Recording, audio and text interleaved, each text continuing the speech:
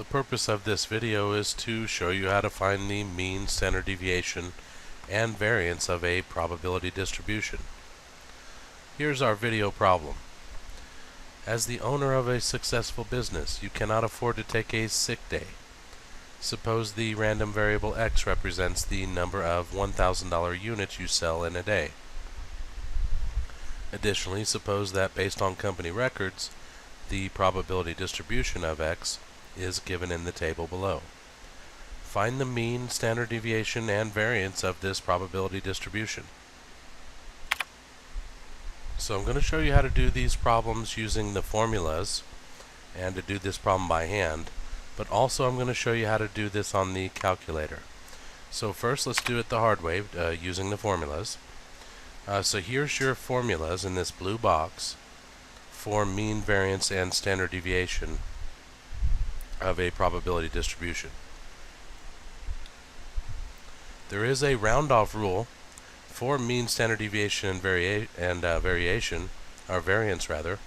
and it's this. You need to round your results to one more decimal place than the number of decimal places used for the random variable X. So this means if your values of X are integers or whole numbers, you want to round the mean, standard deviation, and variance to one decimal place or to the tenths. Also, don't round off any intermediate calculations if you happen to be doing this problem with the formulas. So here's our problem, and here's the given probability distribution, and the formula for the mean is this.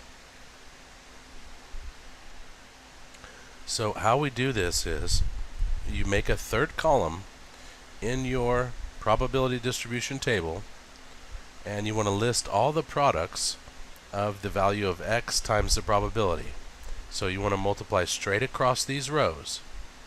This is called multiplying the two columns element-wise. Once you've done that, you only need to sum up all the entries in your third column to get your mean. Then don't forget to round this to the tenths. So the meaning of this formula for the mean is you're going to find all of the products, individual products of X times its probability, and then just sum up those products. Okay, let's go on to the variance now. For the variance, there's a different formula. That's this formula here. That's the formula that's listed in the book.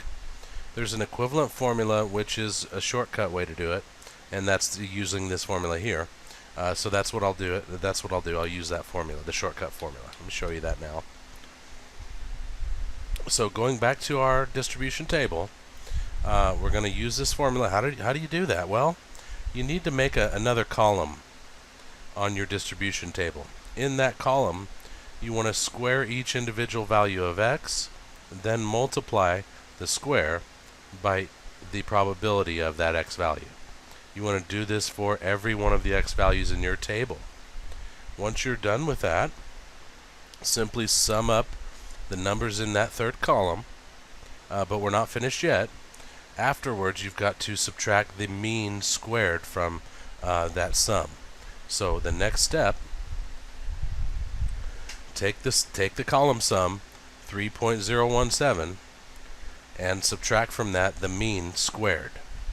And so you can see we're getting about 0.92 for the variance, or if we're going to use a round-off rule, that would be 0.9.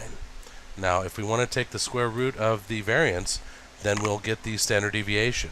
So if you're doing this, make sure to take all of the digits that your calculator offers you for variance and put that underneath the square root. In other words, don't round off the variance value and then take the square root of it to find your standard deviation. Okay, so there you have it. Standard deviation for this problem is 0.96, or if we want to use a round-off rule, that would round to 1.0. Variance is 0.9, and the mean we decided was 1.4. So if you notice, the units on X were the number of sales. And so the units on the mean should also be the number of sales. The units on the variance are going to be sales squared. and the units on the standard deviation should just be sales.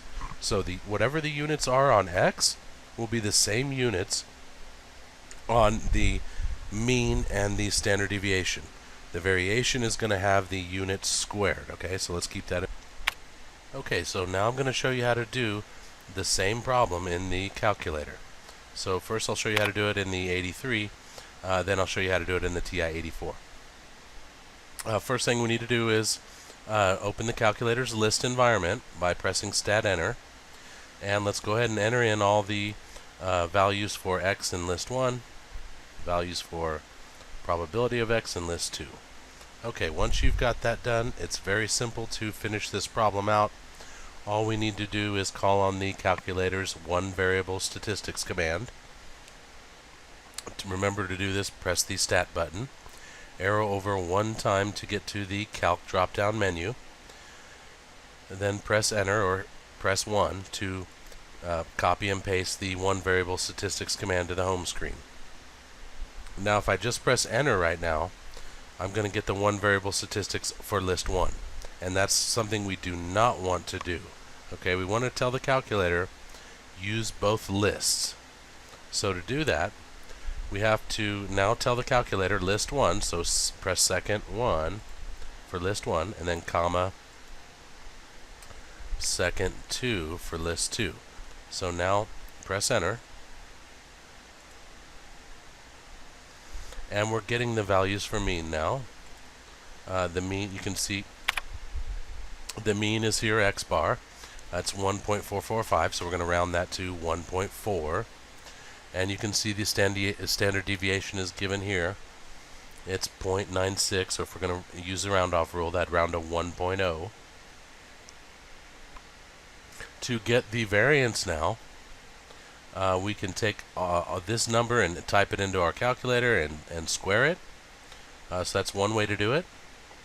Another way to do this is to call on the calculator's stored value for sigma x and square that. So that's what I'm going to do. To do that, I'll press the vars button, press 5 to access the statistics variables. You can see that number 4 is sigma x. So if I press the 4 button here, that'll copy and paste the symbol for the stored value of standard deviation to the calculator's home screen. I'm going to now press the squaring key, the x squared key, and then hit Enter. That gives me the variance. So the variance rounded to the tenths would be 0.9. So now let me show you how to do that in the other calculator, the 84.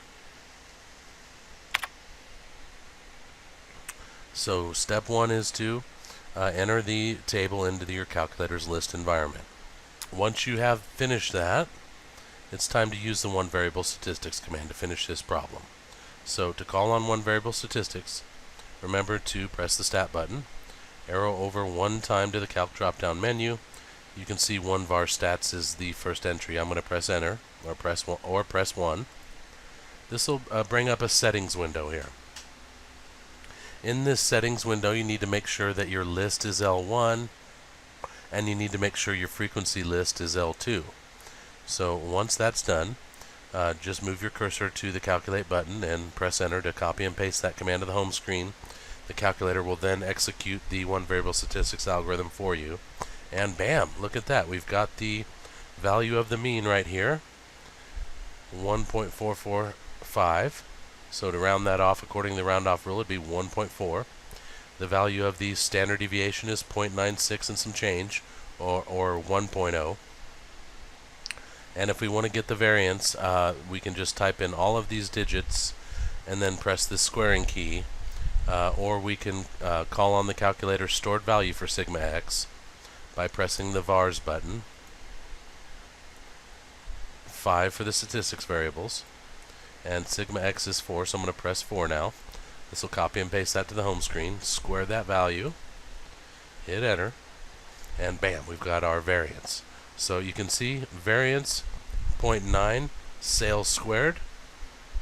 The standard deviation, we had gotten 1.0 sales, and for the mean 1.4 sales.